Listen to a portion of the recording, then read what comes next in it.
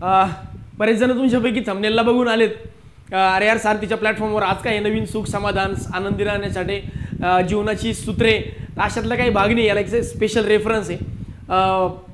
तुम्हाला हे पण माहीत नव्हतं की मध्ये कोण बोलतंय, वाटलं असेल नवीन व्यक्ती आहे काय यार बाबा सारथीच्या प्लॅटफॉर्मवर काहीतरी सुख समाधानावर बोलतोय, पण तसं नाही आहे. विजेता बॅच 2 आपली चालू आहे. विजेता बॅच 2 मध्ये काल परवा एक चिठ्ठी मला आली होती की सर जीवनात आनंदी राहण्यासाठी, सुख समाधान मिळवण्यासाठी, नेमकं सुखी राहण्यासाठी नेमकं काय करायला पाहिजे, तो एक रेफरन्स होता. सोबत त्याच्याशी रिलेटेड एक टॉकर स्टॉक ॲक्टिव्हिटी जी आपण करतो, म्हणजे मुलांचे डाऊट्स घेतो आणि त्याच्यावर डिस्कशन करतो, तर ती ॲक्टिव्हिटी पण आपल्याला चालू करायची होती. त्या सिरीजचा हा एक पहिला व्हिडिओ, आणि हा थोडासा विषय जो आहे हा तसाही दैनंदिन जीवनामध्ये, तुमच्या जीवनात, माझ्या जीवनात, श्रीमंतांच्या जीवनात, गरिबांच्या जीवनात, मध्यमवर्गीयांच्या जीवनात, प्रत्येकाच्या जीवनात हा विषय डेफिनेटली असतोच की बाबा सुख सगळं असूनही सुख समाधान नाही आहे. त्यामुळं हा विषय निवडण्यामागचं एक बेसिक रिझन होतं. इनफॅक्ट मी जसं सांगितलं की काल परवा जेव्हा मी रोड क्रॉस करतो तेव्हा एक आजी आजोबा दिसले. आजी आजोबा एका गाडीवर होते. गाडीची परिस्थिती अशी होती, गाडी कधीही बंद पडू शकते, लाईट नसलेली गाडी, तिला साईड ग्लास नव्हते, गाडीचा आवाज थोडा कर्कश येत होता, आणि आजी जोरात आजोबाला काहीतरी सांगण्याचा प्रयत्न करत होत्या. आजोबा जोरात हसत होते. खूप भारी वाटलं की यार या वयात पण एवढं सुख समाधान आहे आणि कुठली अपेक्षा नाही आहे. तर त्या विषयावरून पुन्हा विचार केला की यार आपण या विषयावर थोडं बोललंच पाहिजे, कारण आपलेही विद्यार्थी जे आहेत हे खूपदा सगळं असून सुखी समाधानी नाही, सॅटिस्फाईड नाही आहेत की एवढा मी अभ्यास करतो, 10-12 तास अभ्यास करतो, 14 तास अभ्यास करतो, पण सॅटिस्फाईड नाही आहेत, सुखी नाही आहेत, समाधान नाही आहेत. बाकी सुखाच्या प्रत्येकाच्या व्याख्या वेगवेगळ्या असू शकतात, पण आपल्या याच्यामध्ये, माझ्या याच्यामध्ये रेफरन्समध्ये किंवा माझ्या डेफिनेशनमध्ये सुखाची व्याख्या काय म्हणजे की बाबा सॅटिस्फॅक्शन, की हे सगळं करूनही मला काहीतरी सॅटिस्फॅक्शन भेटते. तर माझ्या अनुभवानुसार याला 2 रिझन असू शकतात. एक तर कंपॅरिझन, इतरांसोबत आपण ज्या पद्धतीने कंपेअर करतो याने आपलं सुख समाधान जातं आहे. दुसरं ओव्हर एक्सपेक्टेशन्स, खूप जास्त स्वतःकडच्या अपेक्षा. आता ओव्हर एक्सपेक्टेशन्स आणि कंपॅरिझन याचं बेस्ट एक्झाम्पल जर सध्याच्या काळात द्यायचं म्हणलं, तुम्ही रिसेंटली ऐकता की कोटासारखं ठिकाण असेल किंवा इतर कॉम्पिटेटिव्ह एक्झाम्स करण्यासारखं ठिकाण असेल जिथं खूप जास्त विद्यार्थी, खूप जास्त लोक राहतात, तिथं आत्महत्या करणाऱ्यांचं प्रमाण खूप दिवसेंदिवस वाढत चाललं. आपण म्हणतो डिप्रेशनमध्ये गेला, फ्रस्ट्रेशनमध्ये आहे आणि मग अचानक तो आत्महत्या करतो. त्याच्यासाठी एक बेसिक रिझन मला असं वाटतं की या 2 गोष्टी आहे. पॅरेंट्स म्हणा, म्हणजेच आई वडील असेल, नातेवाईक असतील, आपल्या मुलांचं इतरांसोबत नेहमी कंपॅरिझन करतात. कंपॅरिझनमध्ये हे लोक खूप आतून खचून जातात. मग तुला एवढं येत नाही, त्याला एवढं येतं, त्याने परीक्षा पास केली, तू ती परीक्षा पास नाही करू शकला, तू तर 10वी पर्यंत खूप हुशार होता, मग ग्रॅज्युएशनला तुला मार्क कमी कसं काय पडले, ग्रॅज्युएशनपर्यंत तू चांगला होता, मग तुला बँकिंग कसं जमत नाही किंवा कुठली स्पर्धा परीक्षा तुला कशी पास करता येत नाही. तर असं कंपॅरिझनमुळं खूप जास्त त्रास होतो. आणि हे कंपॅरिझन फक्त आपणच नाही करत, म्हणजे कंपॅरिझन आपण स्वतः सुद्धा इतरांसोबत करतो. दुसरी गोष्ट, फॅमिली किंवा रिलेटिव्हसुद्धा आपलं कंपॅरिझन इतरांसोबत करतात. मग आता एक कंपॅरिझन एक मुद्दा आहे. दुसरा मुद्दा आहे तो अपेक्षा, की खूप जास्त अपेक्षा. कॅरियर मला स्पर्धा परीक्षा करायची, मला माहिती आहे की टाईम लागतो, 2 वर्ष 3 वर्षाचा टाईम द्यावा लागतो, पण नाही माझी अपेक्षा आहे की 6 महिन्यात व्हायला पाहिजे, माझी अपेक्षा आहे की 8 महिन्यात व्हायला पाहिजे. मी कसं ग्रॅज्युएशन पहिल्या अटेम्प्टमध्ये क्वालिफाय झालो किंवा क्लिअर झालो, तसं माझं बँकिंगची एक्झाम, स्पर्धा परीक्षा कुठली असेल, UPSC असेल, MPSC असेल, ती माझी पहिल्या अटेम्प्टमध्ये निघायला पाहिजे. ओव्हर एक्सपेक्टेशन्स पण कारणीभूत ठरतात आपलं सुख समाधान हिरावून घेण्यासाठी. तर या 2 गोष्टी मी म्हणेल की या खूप विचित्र आहेत, आणि मागच्या काही दिवसापासून या 2 गोष्टींमुळं खूप जास्त लोक एक्स्ट्रीम डिसिजन घेऊन बसतात.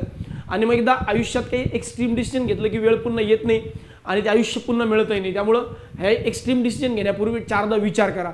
मग सर नेमकं याच्यावर सोल्युशन काय, तर सोल्युशनवर पण मी बोलतो, पण त्यापूर्वी काही लोक म्हणतील सर स्पर्धा तर करावीच लागणार, कंपॅरिझन तर करावंच लागणार, मग त्याच्याशिवाय ग्रोथ कशी होणार. बघा, स्पर्धा म्हणजे कॉम्पिटिशन, हे करण्याचे 2 पर्याय आहेत. जसं तुम्ही म्हणले की मला कंपॅरिझन करून स्पर्धा करायची आहे, तर हे चुकीचं आहे. माझं म्हणणं आहे कॉम्पिटिशन असावं, पण हेल्दी कॉम्पिटिशन असावं. तुम्ही स्पर्धा डेफिनेटली करा ना, पण हेल्दी कॉम्पिटिशन करा ना, तुम्ही कंपॅरिझन करत बसू नका. त्याचं इंजिनिअरिंग झालं आहे, त्याचा बेस वेगळा आहे, त्याचा वेगळं बेस असू शकतो, त्याचं बेसिक चांगलं आहे, माझं बेसिक थोडंसं वीक आहे, माझं त्याचं कंपॅरिझनच होऊ शकत नाही.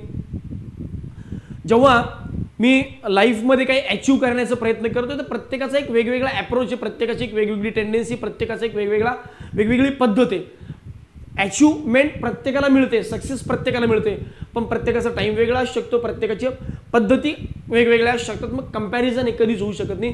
त्यामुळे कंपॅरिझन करणं आणि हेल्दी कॉम्पिटिशन यात खूप फरक आहे. इंग्लिशमध्ये एक म्हण आहे, मी थोडंसं मराठीमध्ये करून सांगतो की जर कंपॅरिझन तुम्हाला करायचं असेल, do not compare with yourself, do not compare with others अशी गोष्ट आहे.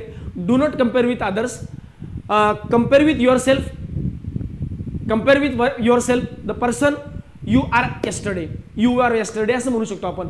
म्हणजे कंपॅरिझन जर खरंच करायचं तर इतरांसोबत करू नका, स्वतःसोबत करा की काल मी काय होतो ना आज मी काय झालोय. तर हे कंपॅरिझन होऊ शकतं. याला कॉम्पिटिशन म्हणतात, हेल्दी कॉम्पिटिशन आपण याला म्हणू शकतो.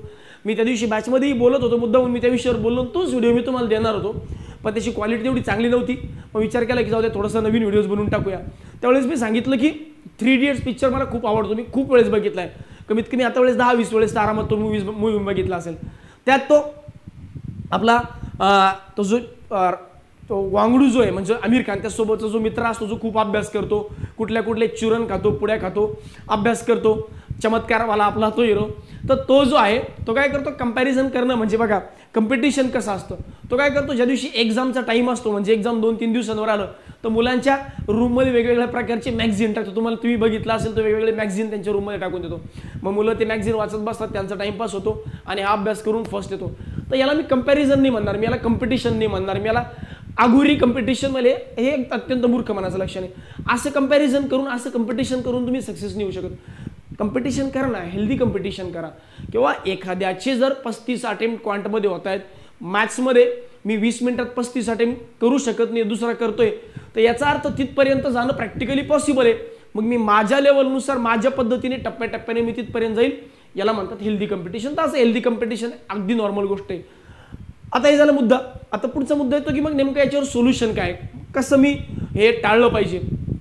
तर मी तुम्हाला 2 गोष्टी सांगितल्या. एक तर कंपॅरिझन मी इतरांसोबत करतोय, दुसरं इतर फॅमिली मेंबर्स म्हणा, रिलेटिव्ह म्हणा, माझं कंपॅरिझन इतरांसोबत करताय. यातला पहिला जो मुद्दा आहे की मी इतरांसोबत कंपॅरिझन करणं हे माझ्या हातात आहे, मी हे थांबू शकतो. कसं थांबू शकतो, की मला हे माहिती आहे की मी कितीही पुढे गेलो तर माझ्या डेफिनेटली कुणी पुढे असणार आहे. आज तुमच्याकडे 2 व्हीलर आहे, तुमची उद्याची अपेक्षा आहे 4 व्हीलर घेतली, चला 4 व्हीलर मग एक घेतली. मग तुमची पुढची अपेक्षा आहे की नाही यार SUV असली पाहिजे, SUV घेतली.